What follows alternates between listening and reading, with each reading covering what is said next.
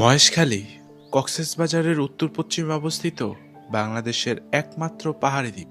ইতিহাস, সংস্কৃতি আর প্রাকৃতিক সৌন্দর্যের এক অনন্য মেলবন্ধনে এই দ্বীপে লুকিয়ে আছে জানা অজানা নানান মনোমুগ্ধকর ভ্রমণস্থান।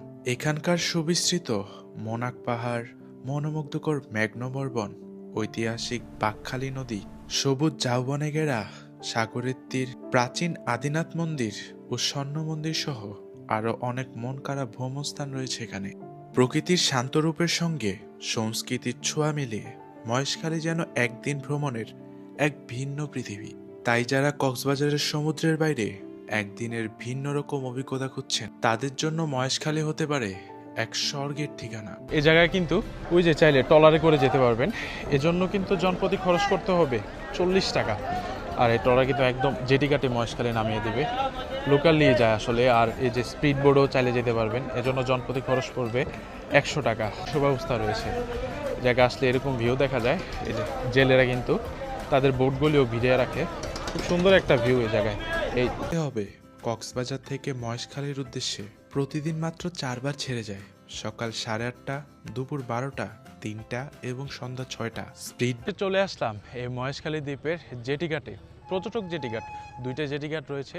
একটি করে যদি লোকালি আসেন তাহলে কিন্তু মহেশখালী দ্বীপের যে 1 নম্বর জেটি ঘাট ওইখানে নামিয়ে দিবে। আর ট্যুরিস্টদের জন্য কিন্তু এক্সট্রা আরেকটা জেটি ঘাট রয়েছে।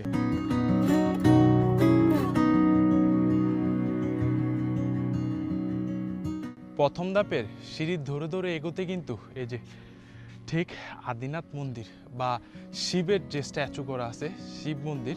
আর শিবের আরেক নামই কিন্তু হচ্ছে মহেশ। আর বলা হয়ে থাকে এখান থেকেই আসলে মহেশখালী নামটা উৎপত্তি হয়। আর এখন প্রথম স্টেপে যে প্রথম ধাপে মন্দিরটা ছিল, এর অপোজিটে কিন্তু দ্বিতীয় ধাপ কিংবা পাহাড়ের উপর টিলা চলে গেছে। আসলে এটা কিন্তু একদম সম্পূর্ণই পাহাড়ের উপর নির্মিত। চারপাশে কিন্তু খুব সুন্দর ভিউ দেখা যায়। আর এই দ্বীপের যে পাহাড়, বাংলাদেশে খালি এই একটি মাত্র দ্বীপ যেখানে পাহাড় রয়েছে। আর এই জন্যই বলা হয় এই মহেশখালী দ্বীপকে বাংলাদেশের একমাত্র পাহাড়ি দ্বীপ। তো যাচ্ছি এই যে উপরের দিকে। প্রথম যে আদিনাথ মন্দিরটা ছিল, তারপর আরেকটা টেম্পল পড়েছিল, আর তারও উপর কিন্তু এই যে 3rd নাম্বার এরকম আরেকটা টেম্পল রয়েছে। আর এই জায়গা থেকে কিন্তু একদম স্পষ্ট বোঝা যায় সামনের এই দৃশ্যগুলি।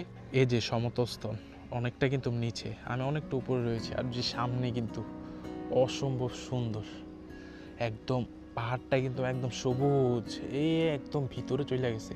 যদিও ওই জায়গায় পর্যটক যাওয়া নিষেধ, বাট অনেকটা সুন্দর কিন্তু। আর এই যে নিচে কিন্তু প্রবলিগুলি পাম চাষ হচ্ছে।